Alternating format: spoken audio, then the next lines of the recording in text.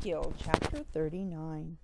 Therefore, thou son of man, prophesy against Gog, and say, Thus saith the Lord God, Behold, I am against thee, O Gog, the chief prince of Meshech and Tubal, and I will turn thee back, and leave but the sixth part of thee, and will cause thee to come up from the north parts, and will bring thee upon the mountains of Israel, and I will smite thy bow out of thy left hand, and I will cause thine arrows to fall out of thy right hand. You shall fall upon the mountains of Israel, you and all your bands, and the people that's with you, and I will give thee unto the ravenous birds of every sort, and to the beasts of the field to be devoured.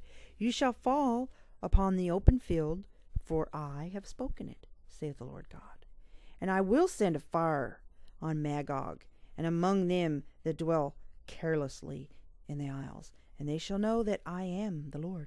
So will I make my holy name known in the midst of my people Israel, and I will not let them pollute my holy name any more. And the heathen shall know that I am the Lord, the Holy One in Israel. Behold, it is come, and it is done, saith the Lord God. This is the day whereof I have spoken. And they that dwell in the cities of Israel shall go forth, and shall set on fire, and burn the weapons, both the shields and the bucklers, the bows and the arrows, and the handstaves and the spears, and they shall burn them with fire 7 years.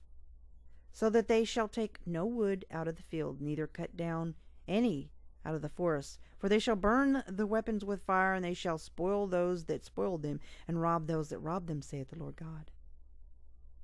And it shall come to pass in that day that I will give unto Gog a place there of graves in Israel, the valley of the passengers on the east of the sea. And it shall stop the noses of the passengers, and there shall they bury Gog and all his multitude. And they shall call it the valley of Hamon-Gog. And 7 months shall the house of Israel be burying of them, that they may cleanse the land.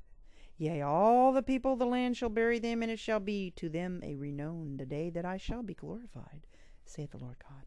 And they shall sever out men of continual employment, passing through the land to bury with the passengers those that remain upon the face of the earth, to cleanse it.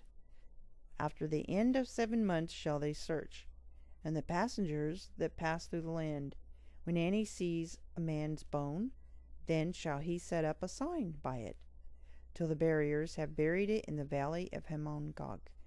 And also the name of the city shall be Hammonah. Thus shall they cleanse the land. And thou, son of man, thus saith the Lord God, speak unto every feathered fowl, and to every beast of the field, assemble yourselves, and come, gather yourselves on every side to my sacrifice, that I do sacrifice for you, even a great sacrifice, upon the mountains of Israel, that you may eat flesh and drink blood. You shall eat the flesh of the mighty, Christ, and drink the blood of the princes of the earth, of rams, of lambs, and of goats, of bullocks, all of them fatlings of Bashan. And you shall eat fat till you be full, and drink blood till you be drunken, of my sacrifice which I have sacrificed for you. Thus you shall be filled at my table, with horses and chariots, with mighty men, and with all men of war, saith the Lord God. And I will set my glory among the heathen, and all the heathen shall see my judgment that I have executed, and my hand that I have laid upon them. So the house of Israel shall know that I am the Lord their God from that day and forward. And the heathen shall know that the house of Israel went into captivity for their iniquity, because they trespassed against me. Therefore hid I my face from them, and gave them into the hand of their enemies. So fell they all by the sword. According to their uncleanness and according to their transgressions have I done unto them, and hid my face from them. Therefore thus saith the Lord God, now will I bring again the captivity of Jacob, and have mercy upon the whole house of Israel, and will be jealous for my holy name. After that they have borne their shame, and all their trespasses whereby they have trespassed against me, when they dwelt safely in their land, and none made them afraid, whom I have brought them again from the people, and gathered them out of their enemies' lands, and am sanctified in them in the sight of many nations. Then shall they know that I am the Lord their God, which caused them to be led into captivity among the heathen. But I have gathered them unto their own land, and have left none of them any more there.